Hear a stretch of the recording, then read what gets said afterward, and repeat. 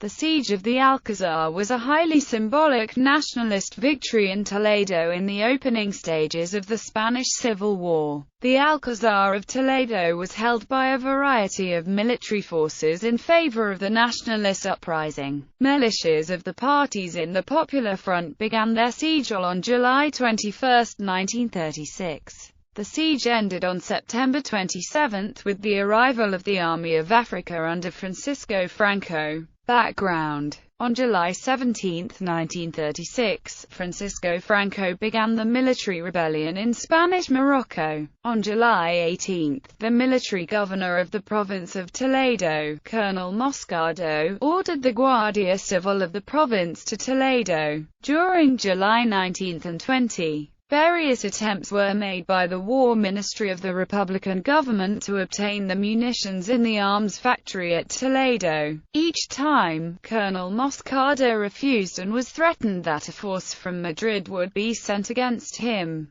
The Republican forces dispatched to Toledo consisted of approximately 8,000 men of the militias of the FI, CNT and the UGT. They had several pieces of artillery, a few armored cars and about 2 or 3 tanks. The Republican Air Force performed reconnaissance, spotted for the artillery and bombed the Alcázar on 35 occasions. Those that participated in the nationalist uprising were the 800 men of the Guardia Civil, 6 cadets of the military academy, 100 army officials and 200 civilians from right-wing political parties. The only weapons that they possessed were rifles, a few old machine guns and some grenades. But the officials and Guardia Civil had managed to bring in abundant ammunition. Approximately 670 civilians lived in the Alcázar for the duration of the siege. Many of these were the family members of the Guardia Civil, while others had fled from the advancing Republican militias.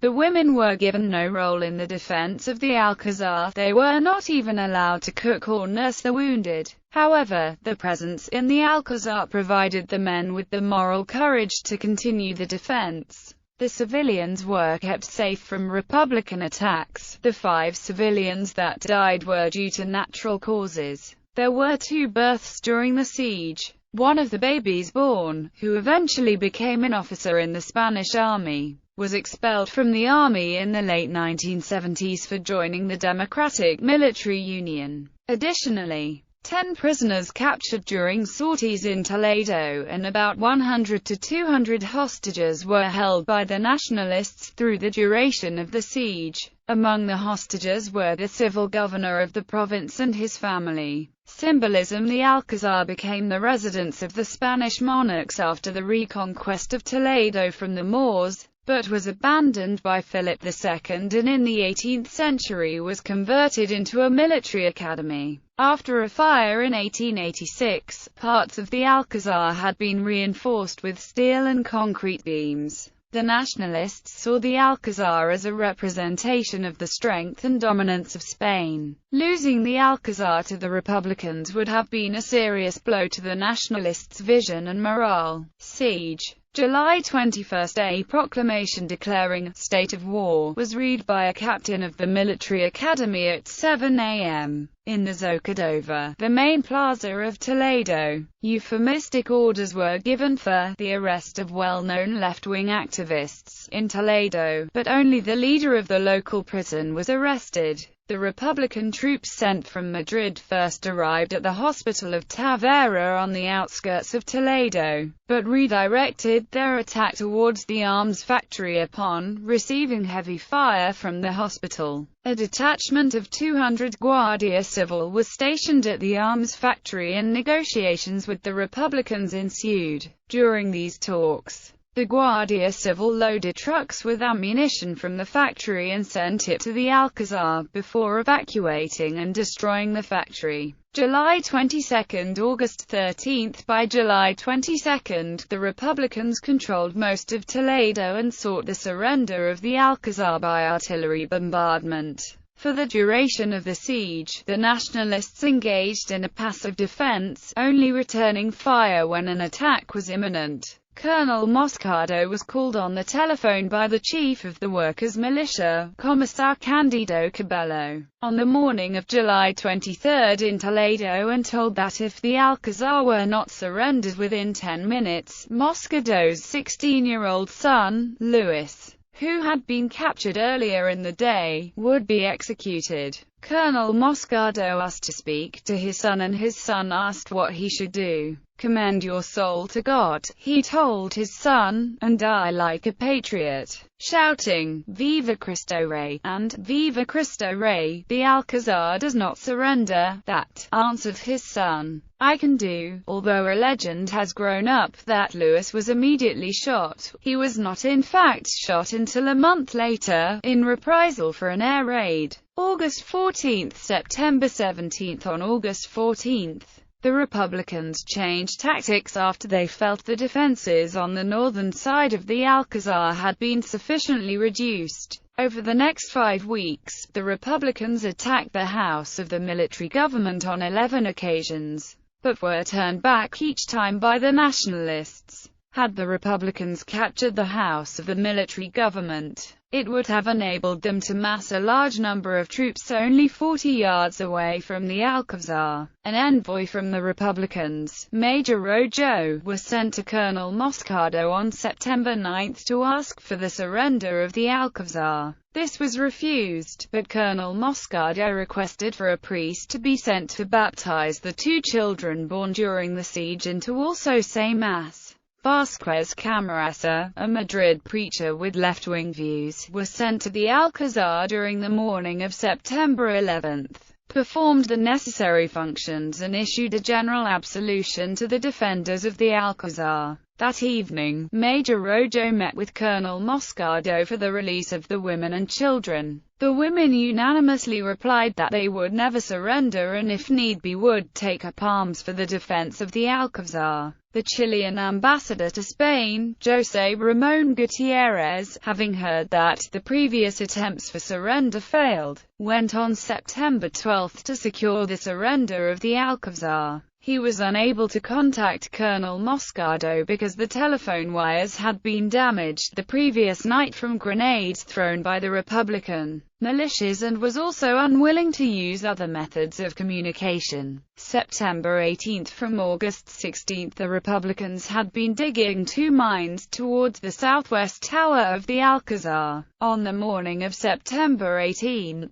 explosives in the mines were detonated by Francisco Largo Caballero, completely destroying the southwest tower and the 2 defenders in it. Approximately 10 minutes after the explosion, the Republicans launched 4 attacks on the Alcázar with the aid of armored cars and tanks. The attacks failed after a determined defense by the Nationalists, but the Republicans responded with a continuous bombardment of the Alcázar by its artillery throughout the night and into the next day. September 19 to 26, the bombardment of the outlying buildings had been so great that communication with them and the Alcázar had become impossible. A withdrawal of the buildings was ordered and by the night of September 21, the garrison was left to defend what remained of the Alcázar. The Republicans attacked the outlying buildings on the morning of September 22, but progress was slow because they did not realize that the buildings had been abandoned.